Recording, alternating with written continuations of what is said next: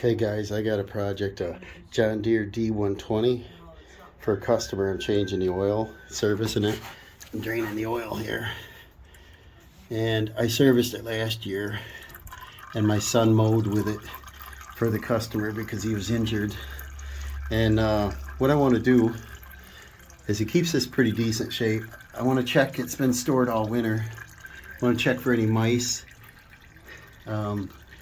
Last year it was full of mice and nests, and I don't want them chewing on wires and things. So I got the oil just about drained out here, and then I want to replace the oil filter and the oil. I want to check the battery connections, clean that up. Sometimes you drain the oil quicker by venting the top here. I want to check tire pressures, and I want to sharpen the blades. This is a 42-inch high lift blade. Okay, we got all the oil out. It has this type of cap.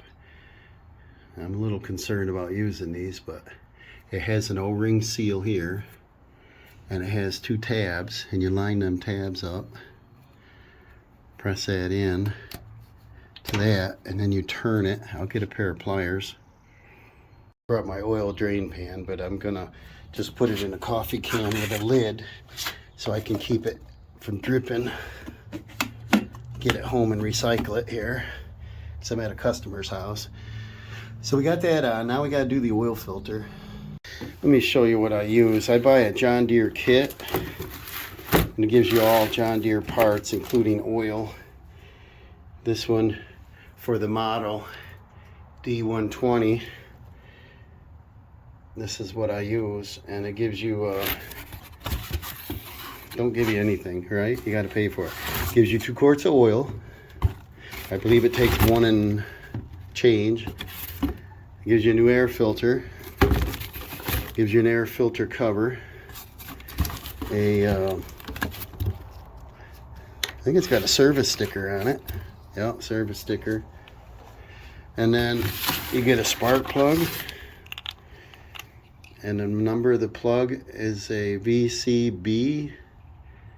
It's a Briggs & Stratton 491055T. And it gives a fuel filter. I don't see the number on that, but they look like a generic filter, and it looks like a 2 size.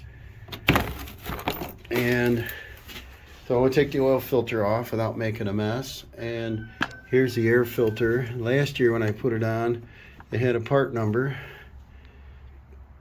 and we're going to be putting the air filter in. I had to switch camera views here, but I want to break the oil filter loose here. I use large pliers. Works great. And you either put a pan under it or a large rag, and I'm going to use the rag because I didn't want to use my pan because I'm using the car today. I didn't have to bring the truck down. See, there's a number on this one, and I want to confirm the part number. And I'm denting it up pretty good here, but it's a 125424. And the new one is a 125424. So we got the same one. I'll throw an old rag right here to collect this. I'm gonna get a little drippings. And when you remove your filter, you want to inspect the gasket surface. And it always drips on the frame here a little bit, but can't help that. Make sure your gasket stays on the oil filter. I'll wipe up some of this mess here. The oil is fairly clean. My son used the mower about once a week all year for the customer. Gave him a nice side job.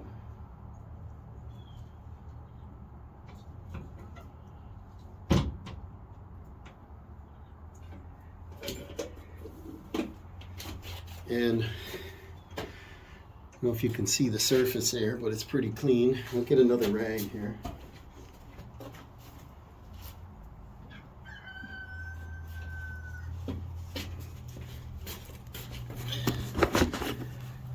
See how clean this is. This has been well taken care of, and I'm going to do the air filter next, but I want to put a little oil on the surface of the new filter. This is nice and clean. See how clean that is. Just put a little dab of oil on your gasket and go ahead and thread that on. Most of them say, I don't know, half a turn after touch or something. I just use discretion, and this one's not too hard to get back off. And I like to put it where if possible, put it where it says what it is, John Deere. I'll clean up our drippings now. And like I said, we can't help that. It's going to drip a little bit somewhere. Clean this up, and I'll know when we put fresh oil in that it won't be thinking that it's leaking somewhere. And then usually I have my marker with me. It's a white one, and I can mark the date on there, but I know that if we do it before he uses the season, we did it right away, you know. So now we're going to move around and put our oil in it. You want to do that while you're thinking about it. We'll come over on this side.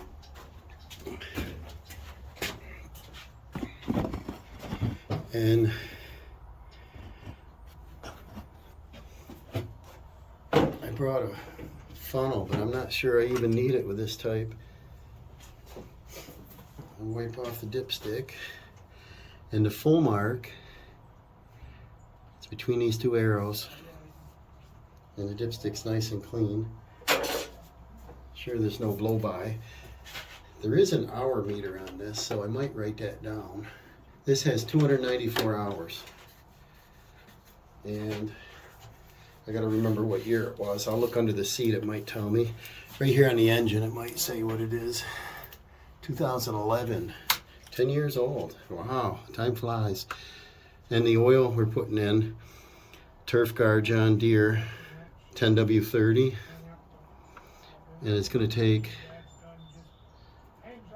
sometimes you turn it upside down, you don't get the burping mess in here.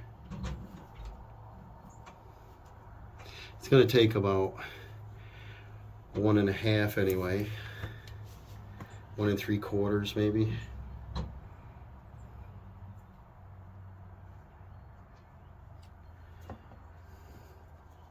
Forgot my flashlight today. Oop, don't dribble.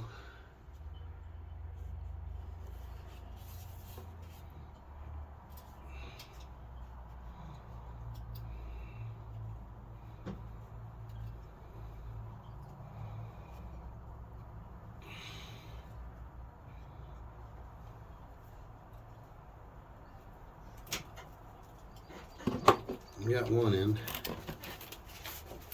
and then what I can do is I can put that used oil in this, but I'll probably wait till I get back home because it's already in that can with a lid on it.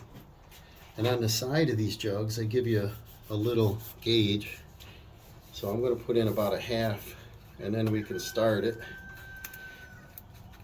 I may not start it yet, but I just always worry to get the oil in instantly. We got it windy outside and the doors are clanging around here. Look on my gauge. Hard to see it. I want to put in about 1/2. Maybe 3/4 of this. I don't think it takes quite 2 full quarts. A little dab more.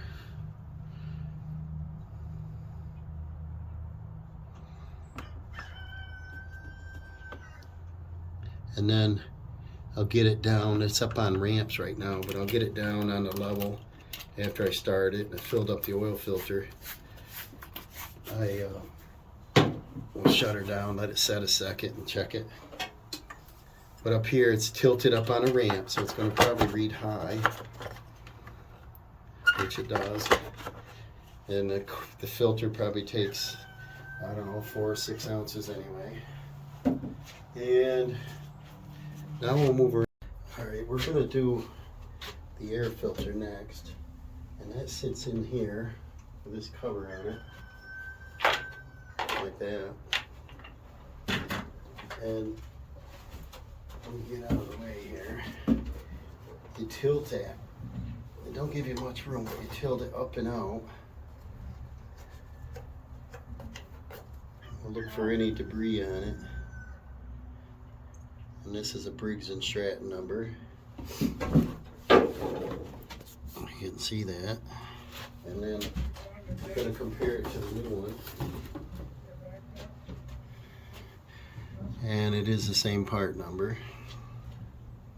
And we're going to take and put this foam filter element over it because that'll keep the large grass debris out of it. Makes the air filter last twice as long. Slide this sleeve over.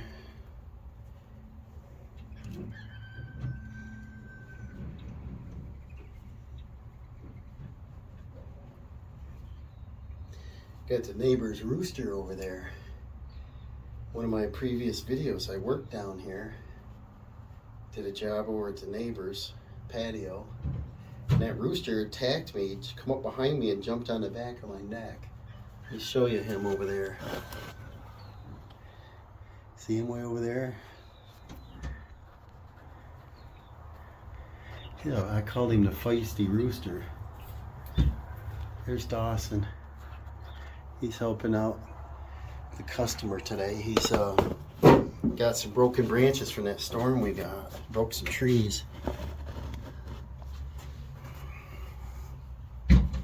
So I want to get this filter element back on there.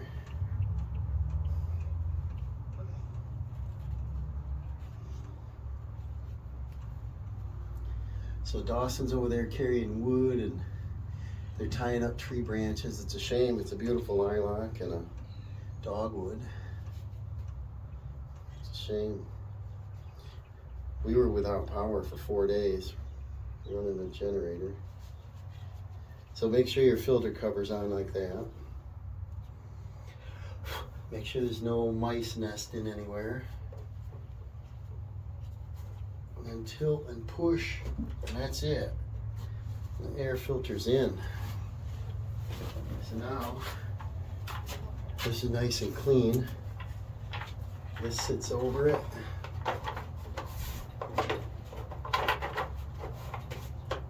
Should push down over like that. Tighten up the 2 nuts. This is a overhead valve, 21 horsepower, high performance, 64 crankshaft they call it. I'll show you that. But it runs really good, steers nice. We grease it up, take care of it, and it's been a good tractor. This is the engine on it. Oop, turning you wrong. And so now we got the air filter back together. We got the oil in it. Oil filter's done. Now we're going to do the fuel filter. That sits down in here in a tight spot. And I don't know how much gas is in it. Probably full. And can't see it. Let's see if it's got a gauge on it. This model has a gauge, it does. And it's almost empty. So we probably won't be leaking too much gas. And because the tank is in the back and not up here like on my Craftsman, we're not going to get the gravity bleed. And it seems loose. Yeah, it does seem loose here. There, this is cracked is what it is. See this, guys? I didn't notice that. See that? lift it up and set it on there. It's not bad, but looks like we ought to look into repairing that. Won't be today. We're going to be celebrating my mom's 83rd birthday today. We're going to take her out to dinner. So I wanted to service this so that the homeowner can use the tractor over the weekend. Now the weather's getting a little bit better. He wants to clean up the yard, get his wagon out. And actually, I should have showed you, but Dawson fixed the tire on the wagon. It popped off the rim. He sealed the rim up with grease, and we had to use a rope and put pressure on it and put air in it, and it popped on the bead. It's a tubeless tire. Probably blocking your view here. There. Get these clamps out of the way. Some of these come off hard. I should probably put a little bit of lubricant on it. Yeah, I'll have to get a screwdriver or something. So they clamp down.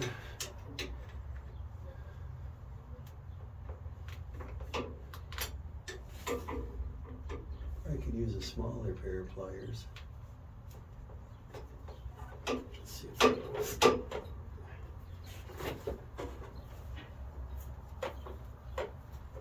Clamp stuck on there. So what we got left to do is I want to put a spark plug in it. Put this fuel filter on it. I want to take the blades off and sharpen them. And I want to see how many grease fittings are on the front axle and grease that up. Sometimes you can take this filter, now the clamps are off, and twist it. Let's see if I can break it from the rubber here. That's tough.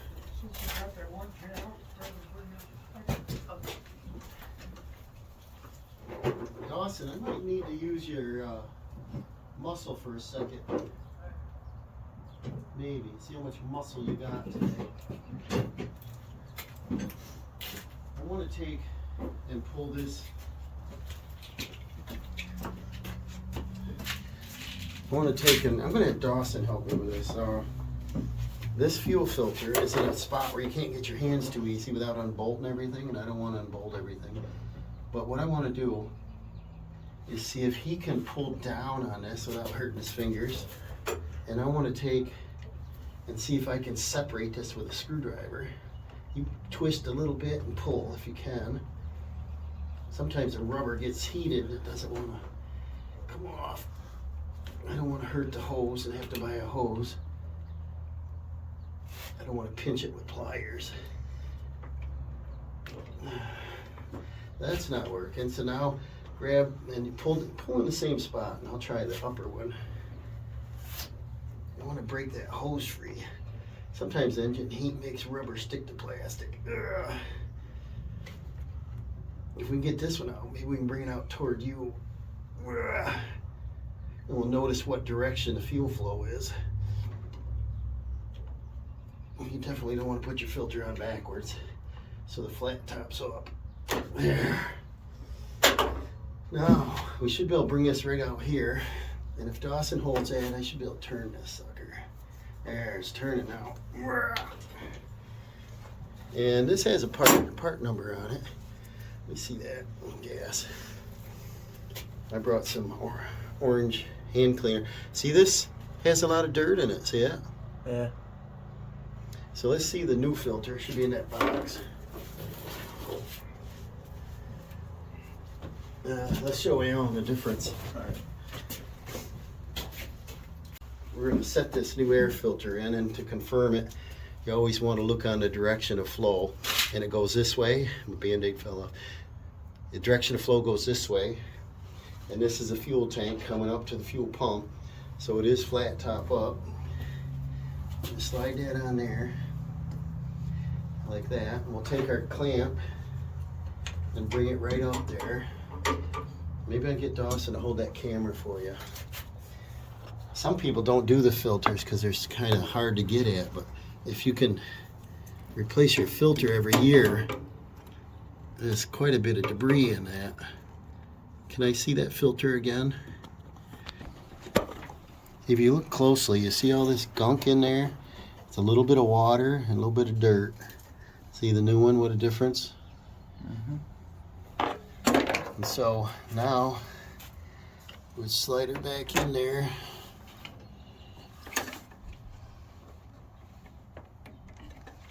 Get that up on there.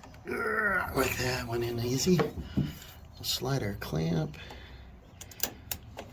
Then what I'm going to do next is I'm going to do the spark plug. And sometimes you can gamble and get every couple years out of one, but I don't know if I'd be cheap on my own at home, but I haven't replaced a spark plug in like 8 years. But this homeowner wants it running good. So, and what I noticed, going back that camera up, this is what I noticed, and I think Dawson found this problem with a brake last year. See, this is a piece of plastic here broken or something. See that? But if you lift this up on there, it sits right there. I think it's got a crack. Maybe with a hood on it won't move, but if the homeowner says this moves a lot, then we're going to have to put some kind of reinforcement on that. So now, no, Dawson, you can go back to your job. Thank you. So Dawson helped me with that. Now I want to do the spark plug. We'll come around up to my box of goodies here. Let's see, I got a socket set. I'll bring that in.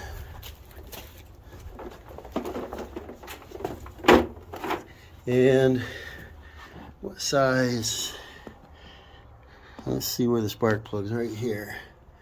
So it's a tough spot.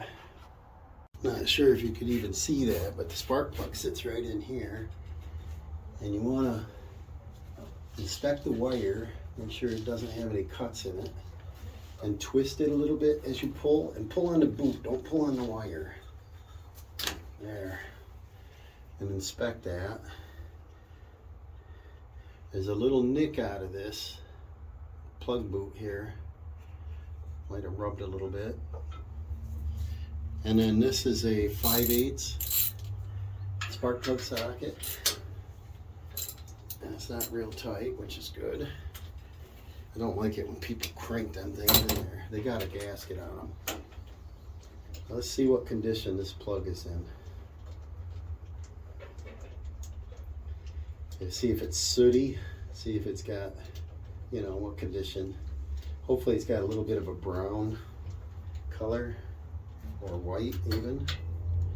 And you can see that there. It does have a decent gap.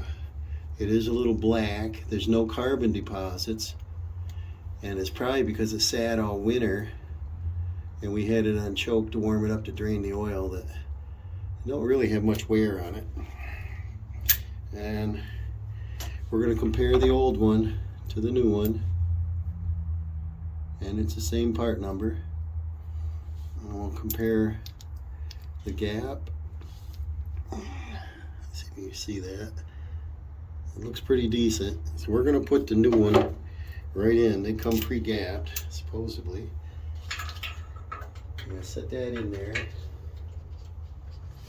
Hand tighten. Make sure it gets in there without cross-threading.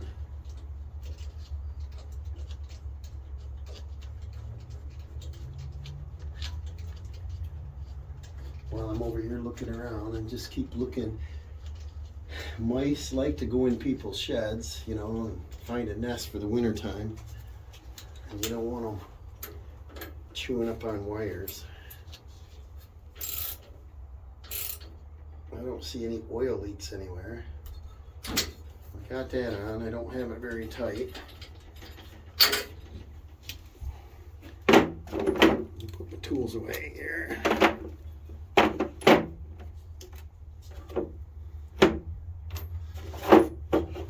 And then we put the boot back on. Okay, so we got the spark plug. Got that done. We've got, get you in here a little better. And I just look at the engine over, because last year this was full of mice. They had gotten like a cotton rag or something. They had it all over in here. And we're running out of parts in our parts bucket, so that's a good thing. I'll wipe up a little bit of the oil I spilled here. You want to check your battery connections. And we put grease on it last year, so there's no corrosion. The positive terminal, same thing. See all this grease on here? Right there. So we're good on the battery. And let's see what we got here. Nothing else. Down here behind the battery, there's like a mouse nest here. Let's keep digging, see if it's only grass or if there's like anything else in there. See all this? You want to get this out. Might just be grass clippings. Yeah, might be. I don't see remnants of mice, and I don't smell any ammonia or any kind of nasty. So I guess we're good. That's just grass clippings. Yeah, there's no mice in that. Oh, there's a piece of paper. That's what they usually grab. We get another look down in there. No, I don't see any mice, so we're good. But last year this was bad. This one has a fuel gauge right there, and it says about empty. Looks like a little tool. Yeah, a little something in here. It's a headphones. And so next, let's check and see. We got 2 grease fittings in the front here. We got to grease, and we got to grease the wheel axle. I'll get the grease gun. All right, we got the grease gun. Tends to get messy, so I throw it in a paper bag. But I want to grease the front end here. We got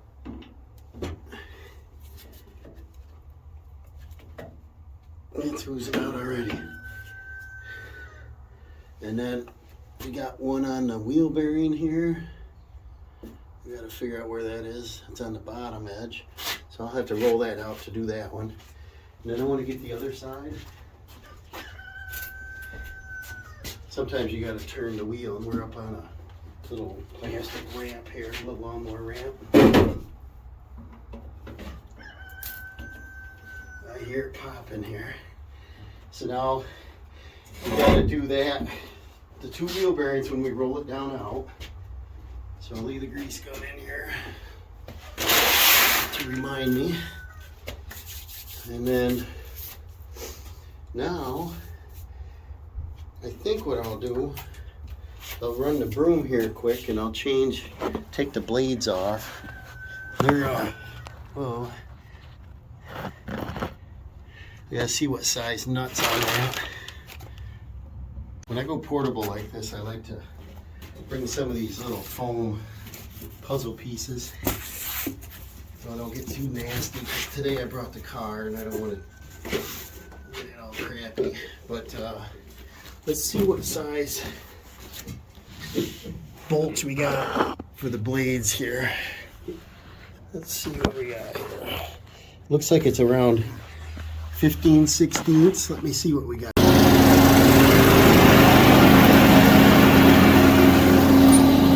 So remember to like and subscribe, and I hope you learned something here. Most of you probably already service your own mowers, but some people send them out to the dealer, so we'll see what happens and see if he's going to mow this season or if the homeowner's going to take over. I'm thinking the homeowner's feeling better now, and I think he's going to do it. This was Dawson's job last year, is mowing about a half an acre here once a week, but tractor's working good.